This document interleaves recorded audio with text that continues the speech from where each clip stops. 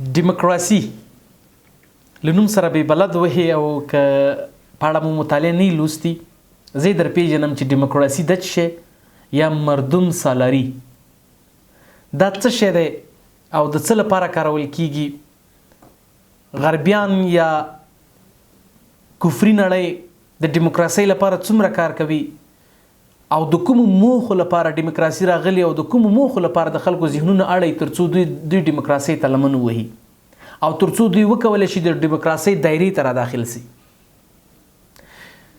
دیموکراسي د دې مفکورې مذهب دا دی چې باید د حکومت ټول واک ټولې چارې باید له خلکو سره وي. حکومت باید هیڅ ډول پابندي ونه لري پر خلکو باندې. خلک باید په خپل واک کې اوسي. څه چې کوي باید د خلکو خوښوي. او د دیموکراسۍ یو اصل دا دی چې کله چې ښځه حجاب کوي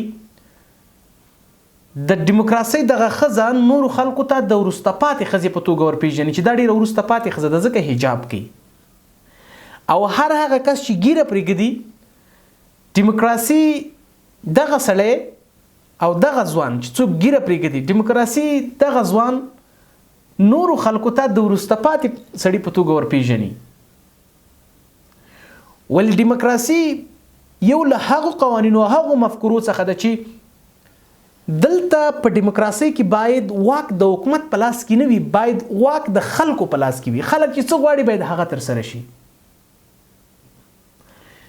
د بلې نظریې لپاره چې دیموکراسي راغلي یا مردم سالاري یا د خلکو واکمني چې راغلي هغه دا ده چې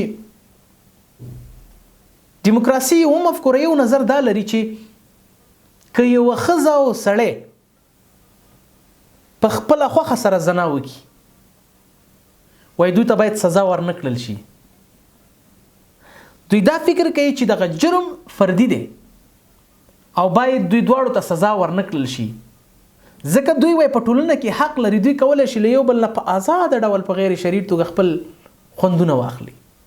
د ډیموکراسۍ یو اصول دا دي. او بله مهمه خبره دا ده د ډیموکراسۍ یو بل مهم اړخ چې دلته خلک پرې ډېر زیات بحث کوي دوی کوشش کوي چې خلکو ته دا فکر ورکي دا منټالیټي ورکي چې کله یوه ښځه حجاب ته اړ کېږي یا کله یوه ښځه غواړي حجاب وکړي یو ځوان ګیره پرېږدي دوی دا فکر ورته ورکوي چې دا ښځه او دا سړی دواړه وروسته پاتې خلک دي او دا د ټولنې له مهمو اهدافو نه پاتې خلک دي. د دیموکراسي دا ډېره مهمه ده. دا د دیموکراسۍ دپاره دا ډېره زیاته مهمه ده چې یو کس هغوی ته باید په آزادانه ډول څه چې زړه غواړي باید هغه ترسره کړي او حکومت باید د دوی پر مقابل کې ممانعت ونه کړي. د دیموکراسۍ یو اصول دا دی. مګرم کله چې موږ د دیموکراسۍ خبره کوو په دیموکراسۍ کې بل یو مهم هدف دا دی چې ښځې باید آزادې وي. هیڅ کله باید ښځه نه وي تړلې او ښځه باید د کور ښځه نه وي. ښځه باید ووځي بیرون چکر ووهي او ښځه باید بې حجابه وګرځي په سړک او سړک عام باندې وګرځي. مګرم نه اسلام د دې اجازه نه ده ورکړې.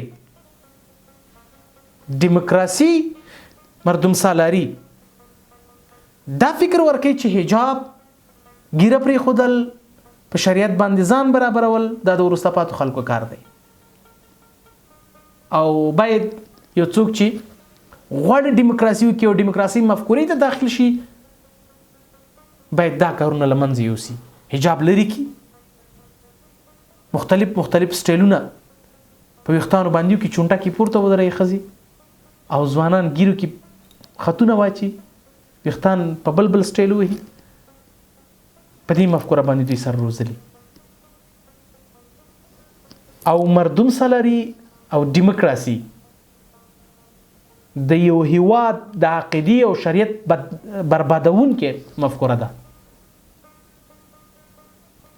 غربیان او بالخصوص یهود او نصارا هغوی دا په تجربه رسولې کله چې تاسو غواړئ چې اسلام تخریب کړئ کوشش وکړي په هغه هیواد کې دنه دیموکراسي مفکورې ته انکشاف ورکړي، دیموکراسي مفکورې ته پرمختګ ورکړي.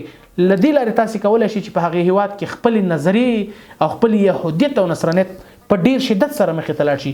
مګر په کوم هیواد کې دیموکراسي وجود ونه لري او په کوم هیواد کې مردم سالاري وجود ونه لري، نو دا درته په اطمینان وایم چې په هغه هیواد کې يهودیت او نصرانیت مخې ته نشي تللی.